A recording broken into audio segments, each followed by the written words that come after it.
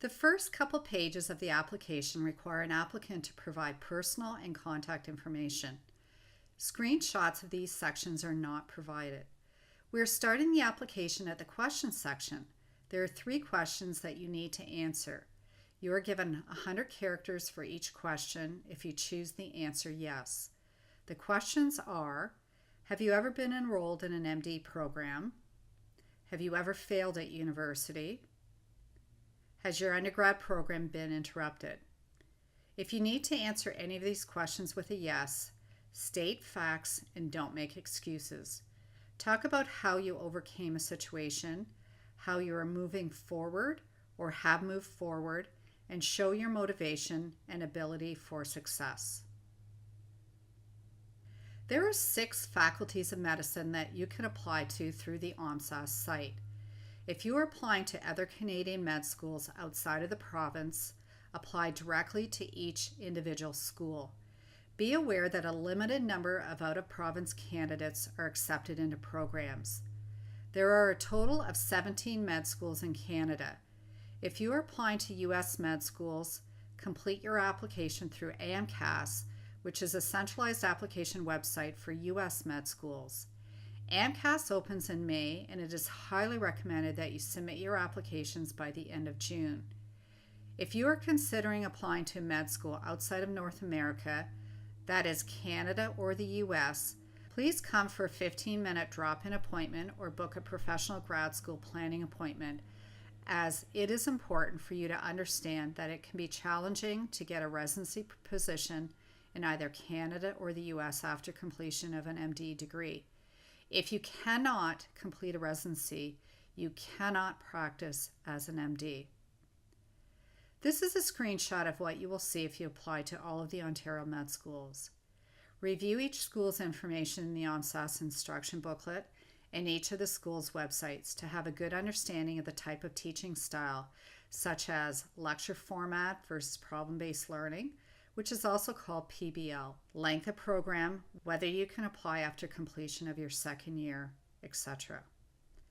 It is important to review what the admissions committee requires in a candidate, such as a competitive GPA, MCAT scores, and experience. If you are a graduate level applicant, please review the information about applying, as many schools require a letter from your grad supervisor indicating your expected date of completion.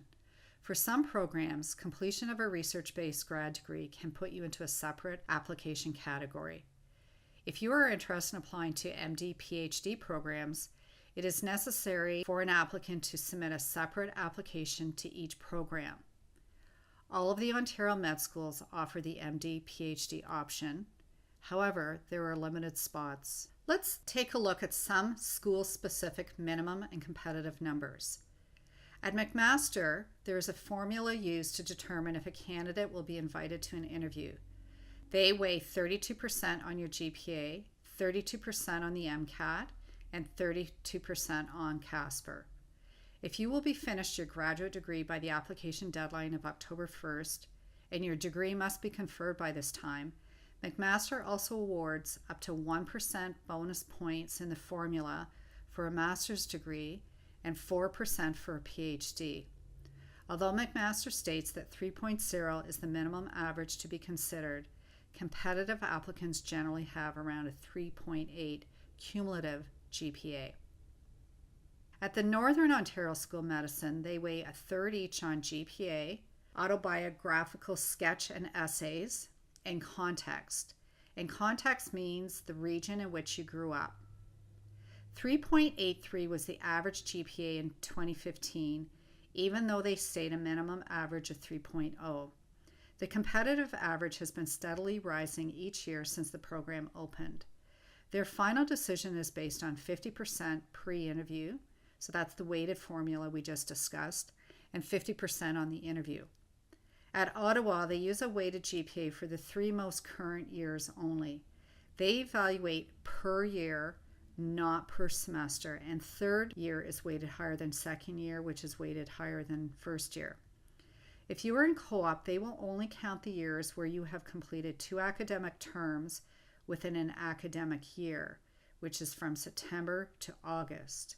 A competitive weighted GPA of at least 3.9 is needed.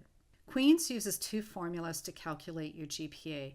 The cumulative OMSAS GPA will be used first, and if students don't meet an initial standard, then a 2-year GPA will be calculated using your most recent 2 full-time years. Any academic year where the applicants have completed 2 co-op work terms will not count as part of the 2-year GPA. We met with a U of T admissions member, and they discussed realistic averages for both undergraduate and graduate school applicants. The minimum published GPA is 3.6, but Toronto recommends that you aim for a 3.8 to be competitive. For graduate students who have completed a research-based grad degree, a slightly lower GPA may be accepted, around 3.6 minimum. Toronto uses a weighted GPA for any applicant who has completed a full course load, so that's 5 courses per semester for their entire undergraduate studies. Any combination of credits that adds up to 5 in an academic year will satisfy the weighted GPA requirement. So for example, 4 lectures at 0.5 credits each and 2 lab courses at 0.25 credits each will count as a full course load for 1 semester.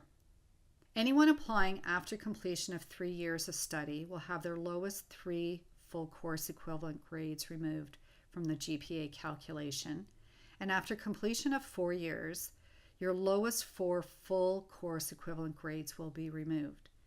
Toronto removes the lowest overall grades, not the lowest grades in each year of study.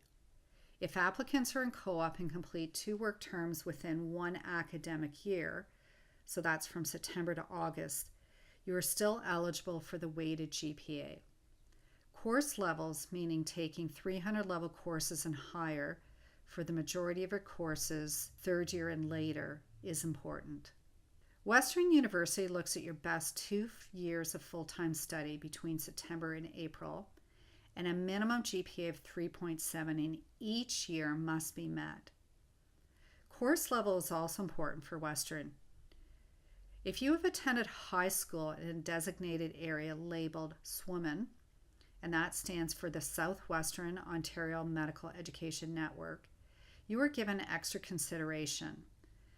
So SWMN is a partnership of over 50 communities located throughout southwestern Ontario that offer rural and regional education and training opportunities to undergraduate and postgrad learners. If you are a co-op student, they will not accept any years where you have 2 different academic years within a September to August cycle. For example, if in the fall you were in your 3B term and in the winter you were on a co-op term, and then this spring you were in your 4A term, it will not count. This might only be an issue for rec and leisure students and some engineering programs.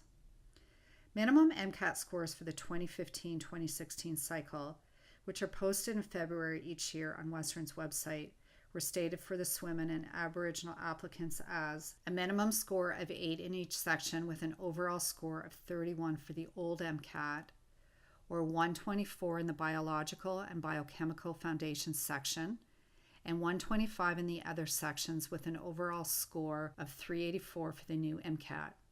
For all other applicants, a verbal reasoning score of 11 and 10 in each of the other sections with an overall score of 31 for the old MCAT, and 130 in the CAR section, and 127 in the other sections with an overall score of 384 was required.